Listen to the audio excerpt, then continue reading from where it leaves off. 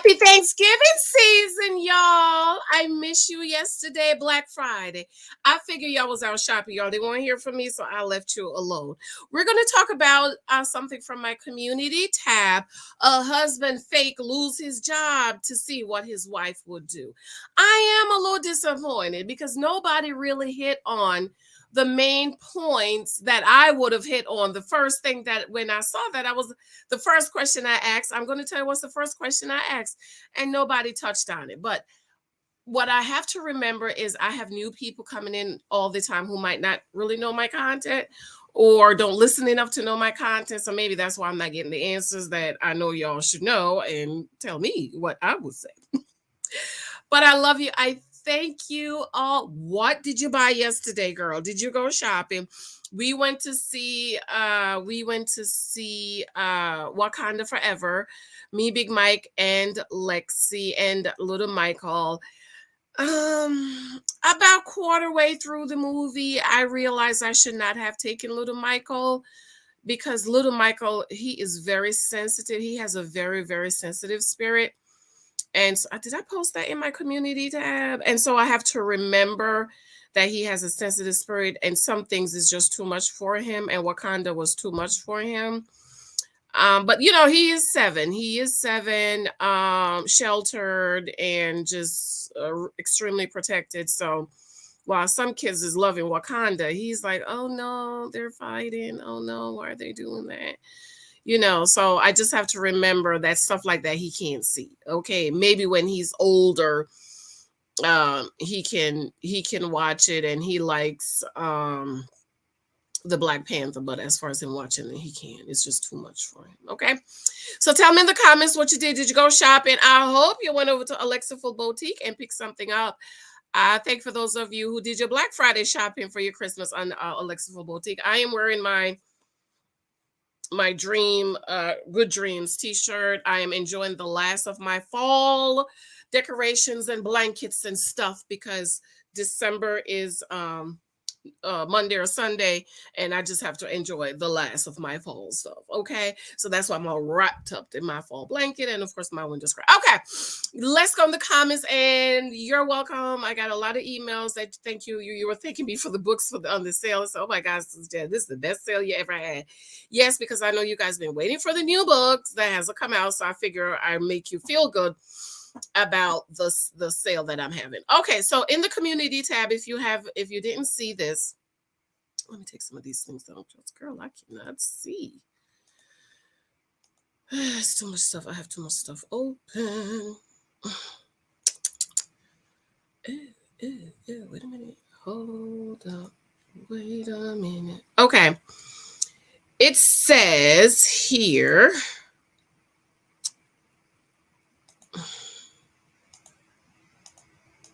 Sorry, guys.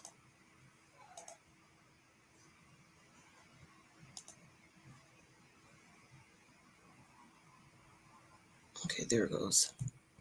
It says, dear men, I'm assuming this includes husbands, take 21 days leave from your work.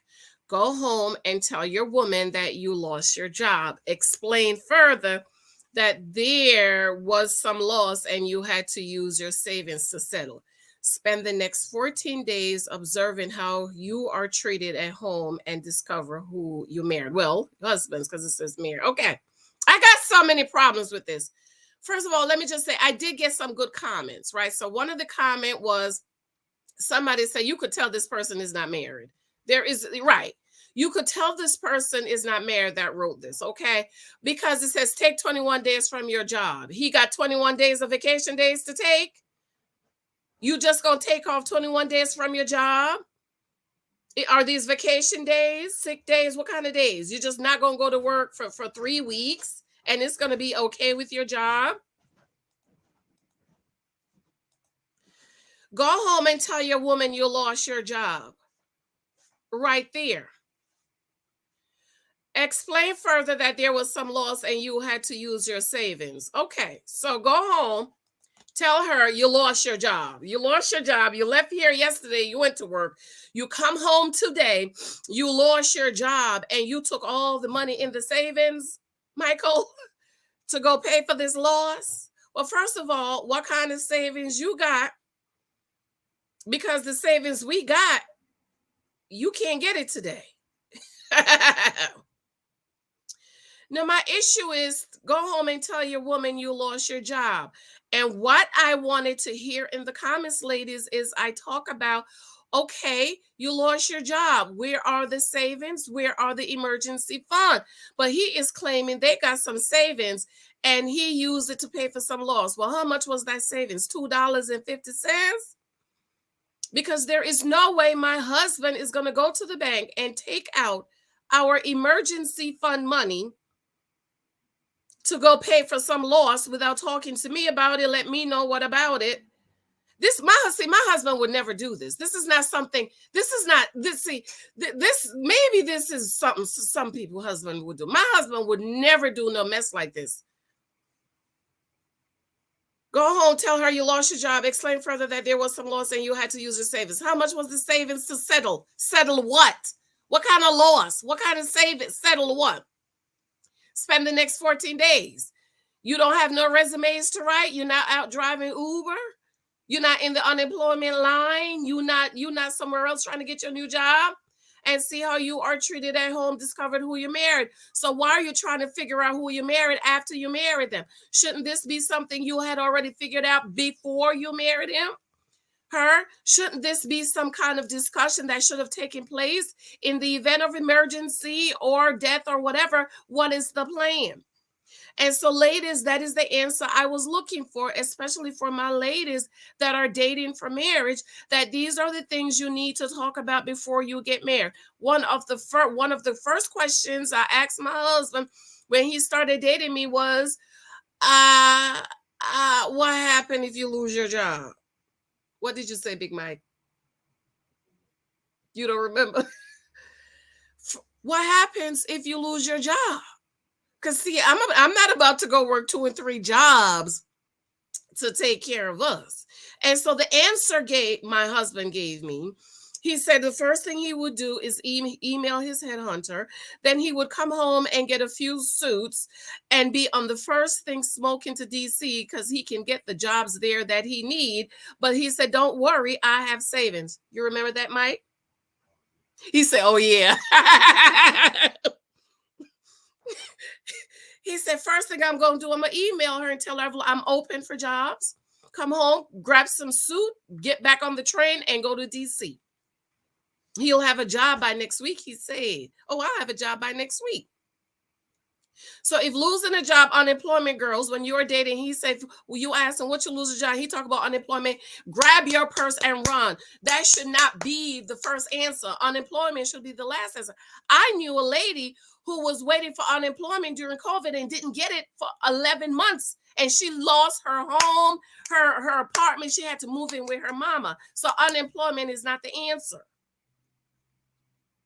I teach over here that the financial advisors, ladies, this is how you take pressure off your marriage. Money is the number one reason for divorce. So because money is the number one reason for divorce, you need to make sure going in your marriage that you take care of the money issue. I think I need to write a book. Take care of the money issue. Number one, you need to decide what it is you want. Do you want a husband that provides?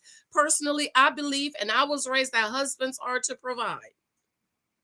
Or do you want to split 50-50 or whatever it is? You both need to sit down and talk about savings and investments, emergency fund, financial advisors say you need to have 3 months, at least 3 months. But they really want you to have 6 months. So that means if your monthly expense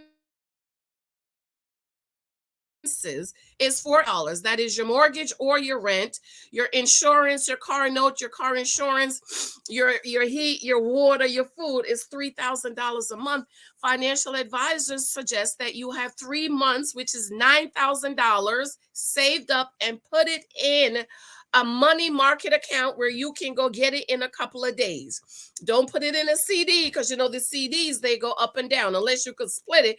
But they said put it in a money market fund where you know if anything happened, you're not going to have less than 9,000. You might have a little bit, but you're not going to have less. So in the event someone loses their job, gets sick, can't go to work, you are not stressing about how we gonna eat, how we gonna sleep, how we gonna pay these bills. You have your little cushion to fall back on. Your savings, your emergency savings should not be at a bank, at your regular bank, that, oh, you have an overdraft, you could just get it from your emergency money needs to be somewhere where you can't touch it.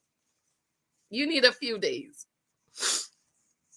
Our emergency fund, if there is an emergency or God forbid something happened, it takes us 3 days to get it.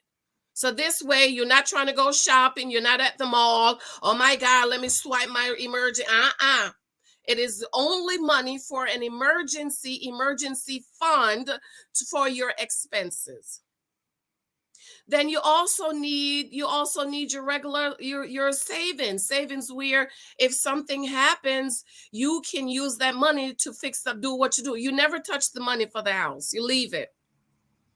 I shared the example how the Hurricane Ida took our truck, and we were so waiting for so long for the insurance people. It was so many people, and it took New Jersey, New York by surprise. So they were not ready, and we were waiting almost a month for them to cut us a check, and they paid for 2 weeks of 2 weeks of car rental. We had already gotten paid for a week, so we only had a week left. My husband says, you know what?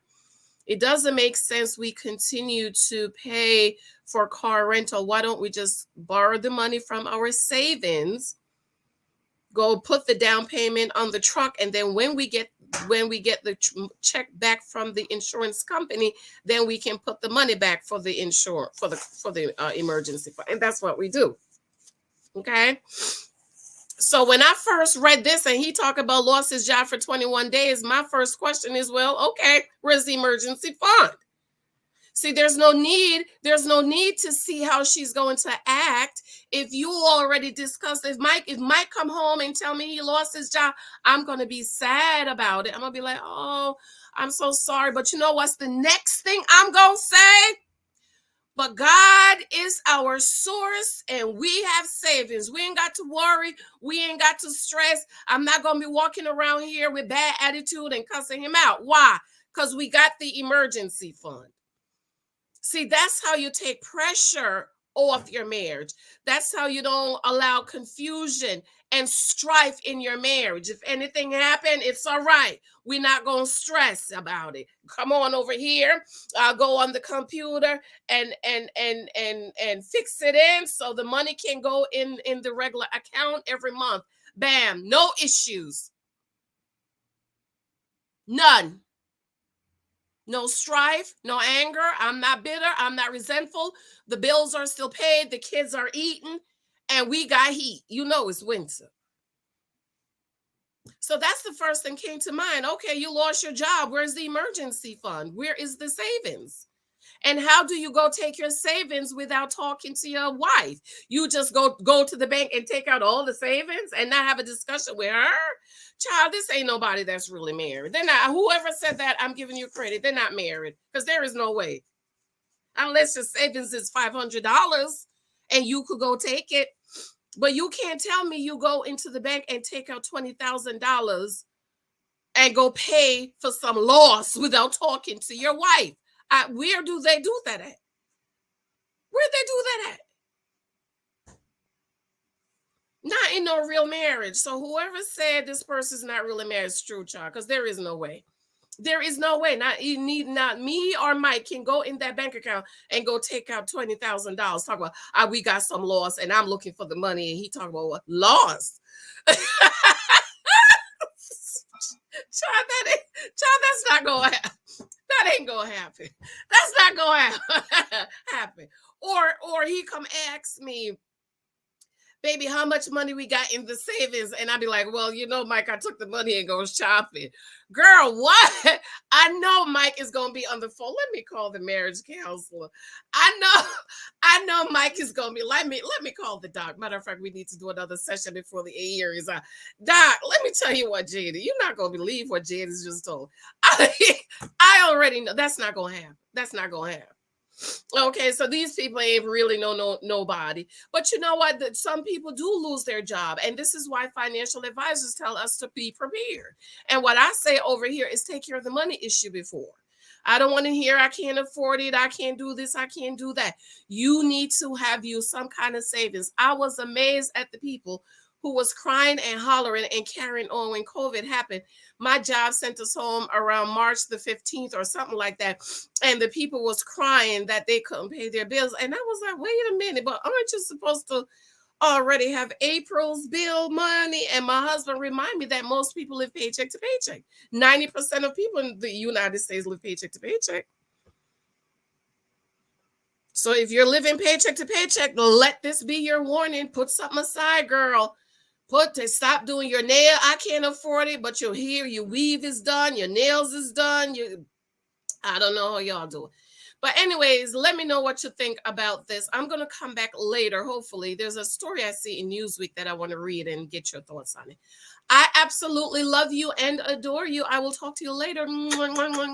Thank you again for those of you who checked out Alexiful Boutique. And I am so happy that you guys are enjoying the book sales. Okay, enjoy, girl, because after Monday night, that's it. You go back to regular price. Bye. Love you.